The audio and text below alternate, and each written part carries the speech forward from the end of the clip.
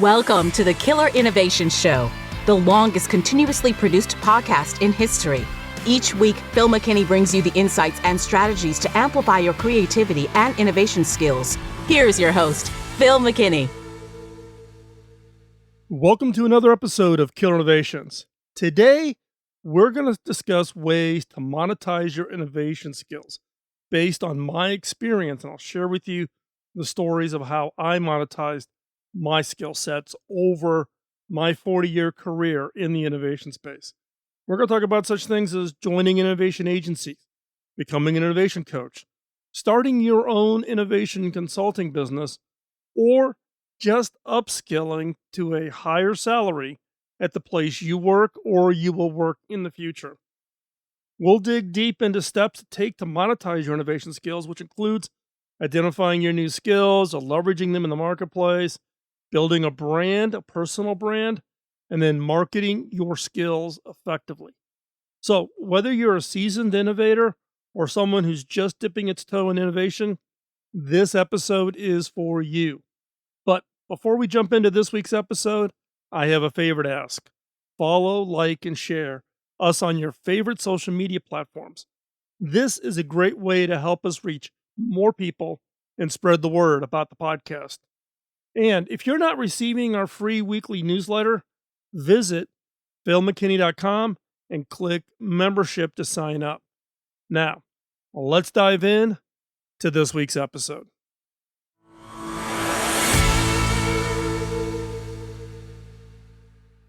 Steve Jobs once said, "Innovation distinguishes between a leader and a follower." But can it distinguish between a successful business and a failure? The answer is yes. In this age of cutthroat competition, innovation holds the key to your success and survival in the market.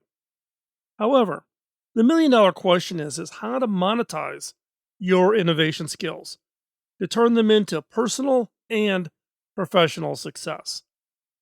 We understand that turning your passion for innovation into a business can be challenging, but it is not impossible. I'm going to share with you my lessons learned and insights on identifying and monetizing your innovation skills and how I did it, and doing all of this without sacrificing the soul of your creativity. It's important to understand that there is no one-size-fits-all approach to monetizing your innovation skills. There are a myriad of ways to turn your creativity into a profitable venture, and the best method depends on your strengths, your market, your innovation reputation, and what you're passionate about. So let's explore some of these diverse strategies to help you identify the path that best suits you. First up, as an employee. One of the most direct ways to monetize your innovation skills is to become employed in a role that values and rewards innovation. This could be in a tech startup, a research and development department of a large corporation, or any company that prioritizes ingenuity. As an employee, you can negotiate a salary that reflects your creative potential and the ability to drive the company forward. The additional benefit is if the company is known for innovation, you can establish your credentials and credibility faster than on your own. While I was innovating products throughout my career, my work as the Chief Technology Officer at HP helped me build my profile as an innovation expert. My work at HP gave me a source of funding and resources to nurture my ideas and bring them to life. The result was 10 years of creating new and innovative products that are still in use worldwide. Next up, as a consultant. Another lucrative avenue is to offer your services as an innovation consultant. This involves helping organizations identify areas where they can innovate and providing solutions. As a consultant, you can charge a fee for your services, and there is a potential for substantial earnings, especially as you gain experience and recognition in the field. The challenge in today's environment is that innovation consultants have flooded the market.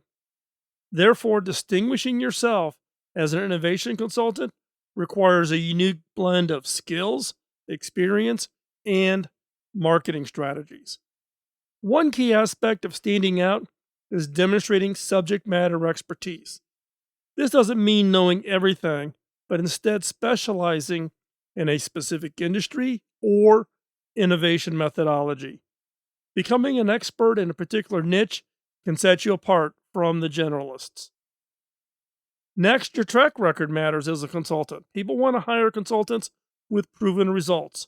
Showcase your past successes with case studies, testimonials, and references. Each successful project enhances your credibility and attracts more clients. Last, consider writing and publishing thought leadership articles on innovation-focused sites like the Innovators Network. By sharing your insights and perspectives on industry trends and developments, you can establish yourself as an authority in your field. This boosts your visibility and builds trust with your potential clients.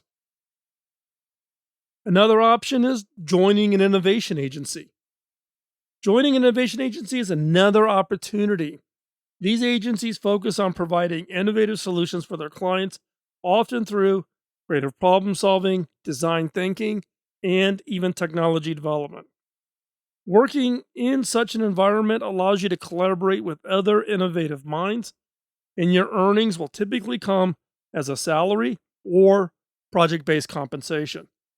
In my case, I founded one of the very first innovation agencies, TechTrend Group. TechTrend is a full-service innovation agency that supports its clients in creating innovations, technologies, and award-winning products that their customers will love. They are behind the innovations that 500 million people are using today. TechTrend is a collective team of experienced innovators who have helped create some of the most successful innovations in the market today. Interesting side note, HP was a customer of TechTrend Group. Through that work for HP and the resulting products, HP recruited me to become their chief technology officer.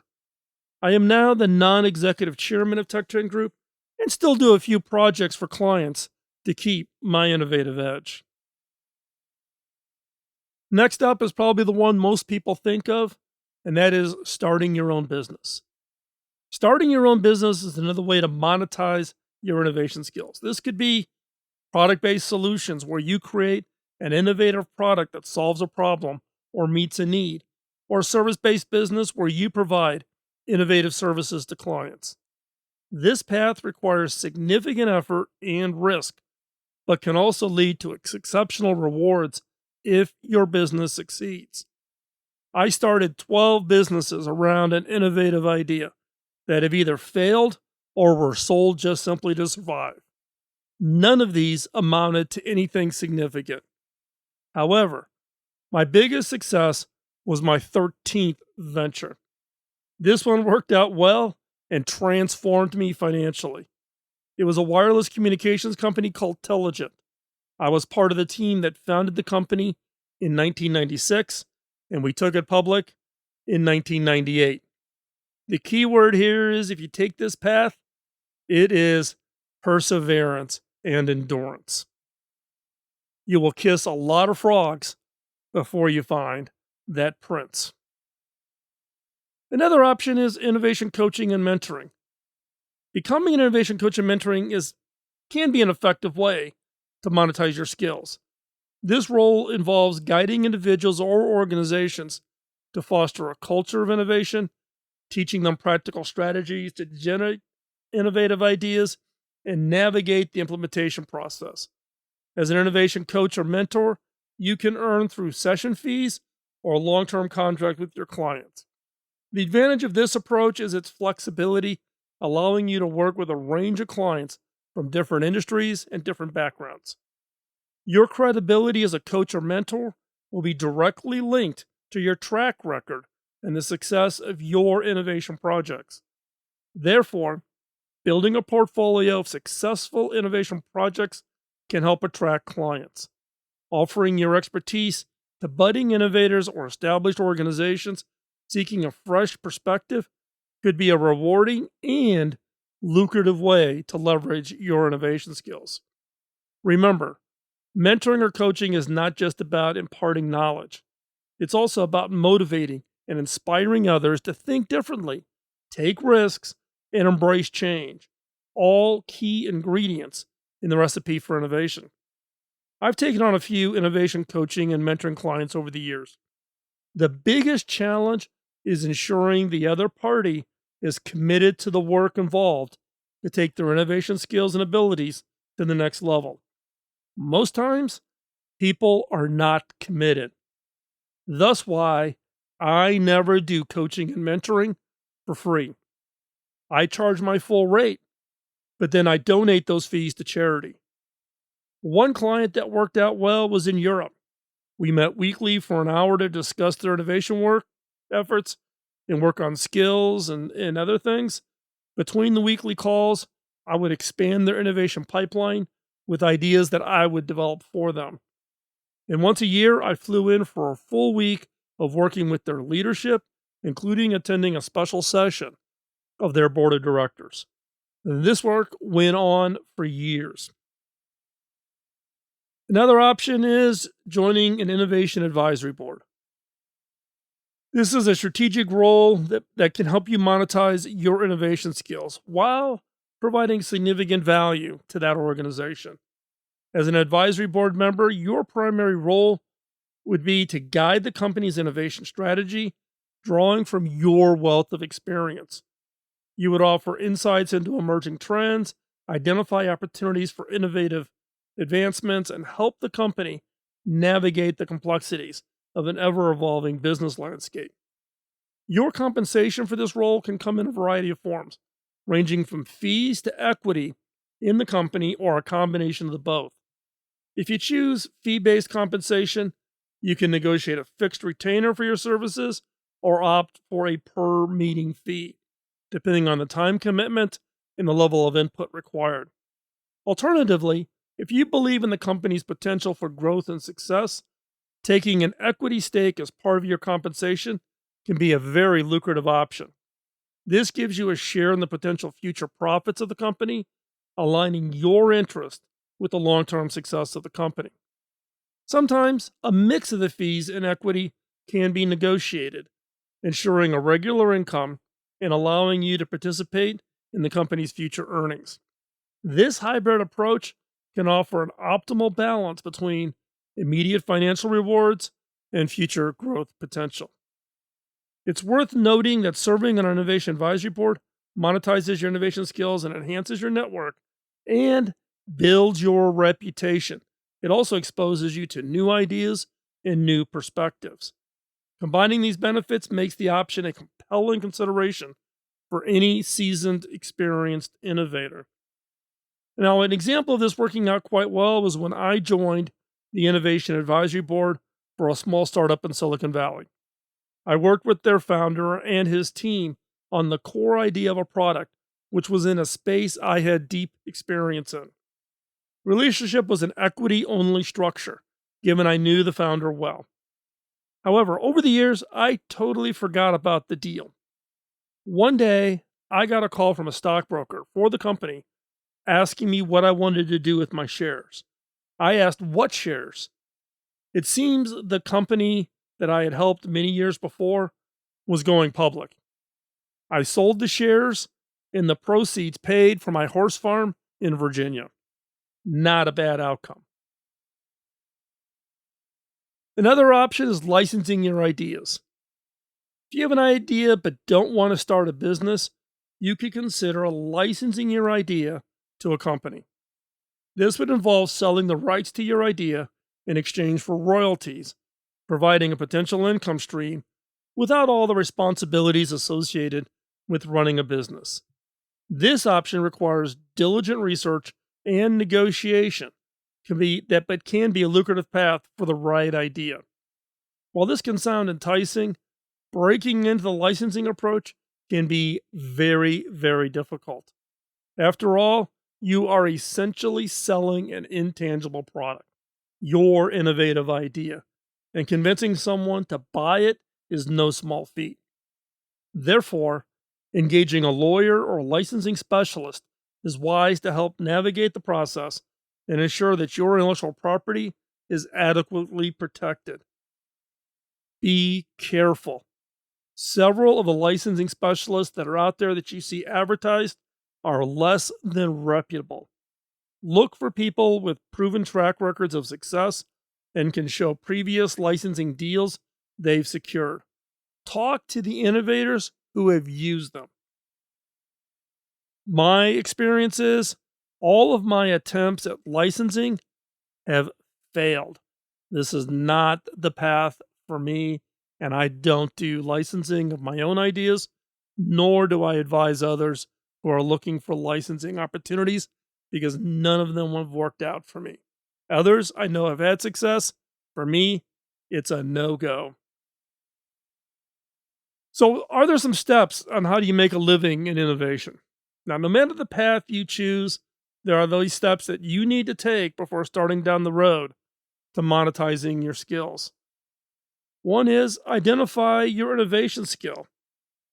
You have to step back and think about them. Take a moment and figure out what you're good at and what makes you stand out. It could be a particular skill set or a unique approach to problem solving. Once you know what sets you apart, you can start thinking of ways to monetize it. For example, if you're skilled at brainstorming and problem solving, you can offer consultancy services to clients struggling with that particular issue. Similarly, if you're creative, you can monetize your innovation by designing products. The key is recognizing your skill set and leveraging it in the marketplace. Now, once you've identified your skills, it's time to build your brand. Your brand is the way people perceive you and your work. It's what sets you apart from the competition. To build your brand, start by defining your mission and vision and create, in my case, I have a personal logo and tagline that represents you and the brand. You also need to have solid online presence to reach potential clients. Set up a website, social media accounts, build a following. Share your work and engage with your audience regularly. The more you can showcase your expertise in your area of innovation, the more clients will be drawn to you. Now, once you've built your brand, you need to market your skills. This involves identifying your target audience, creating a marketing strategy that speaks to them. Use your website and social media accounts to showcase your past work and your unique approach to innovation that matches their needs. This approach even applies to employment opportunities. If you want to be employed by a highly innovative company, treat them like a client, message them as a client, convey them your unique set of skills. Also, networking is critical when monetizing your innovation skills. Attend industry conferences and events where innovators gather to share ideas and find work. Connect with people online by joining innovation-related communities and groups. You can also use social media to reach potential clients and employers directly. And finally, staying ahead of the curve is important to making a living as an innovative person. Keep an eye out for new trends and technologies, and be willing to adapt your skills to meet the changing needs of your clients. Attend industry events, subscribe to relevant publications, and continue to educate yourself about your particular area of innovation. The more you can stay ahead of the curve, the more you can stand out in the marketplace. Now, as I wrap up, innovation is crucial for success in today's market, but knowing how to monetize your skills is essential. Warning: making a living as an innovative person is not a sprint, it is a marathon. It takes hard work, dedication, and patience to build a monetization approach that will stand the test of time. Now, if you're willing to put in that effort, innovation can be a lucrative and fulfilling career path.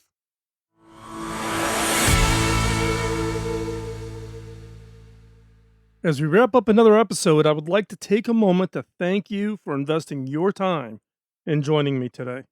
Your presence, your questions, your interest fuel our desire to deliver the best content. So, on behalf of the entire Killer Innovations team, thank you for being with us today. We hope the discussions and insights shared in today's episode have sparked some intriguing ideas for you. Whether you're just starting out as a seasoned innovator, we trust the information provided today can help guide your journey and make your innovation dreams a reality. Remember, innovation is not a solitary pursuit. It's a collective effort nurtured by sharing, collaborating, and constantly learning. So, if you found value in our podcast, we urge you to share it with your friends, your colleagues, and anyone you feel can benefit from it. Let's spread the word and empower more people to innovate and create a more vibrant world. Moreover, if you could take a moment to rate and review us on your favorite podcast service, it would mean a lot to me personally. Your feedback not only helps us improve, but it also aids in making our podcast more discoverable to those with a passion for innovation, just like you. You can also connect with us on our various social media platforms where we share additional resources, we host discussions, and keep you updated on what's coming up in future episodes. We'd love to hear your thoughts on our podcast and any topics you'd like us to cover in future episodes. Send me a note at phil@killerinnovations.com. Lastly, don't forget to sign up for our free newsletter. It's packed with the latest tools, strategies, inspiration to fuel your innovation success. Hop on over to philmckinney.com and click on membership. And once again, thank you for being part of the Killer Innovations community. It's a privilege to be your guide on this exciting innovation journey. Stay curious, keep innovating, and go out and change the world. Bye-bye.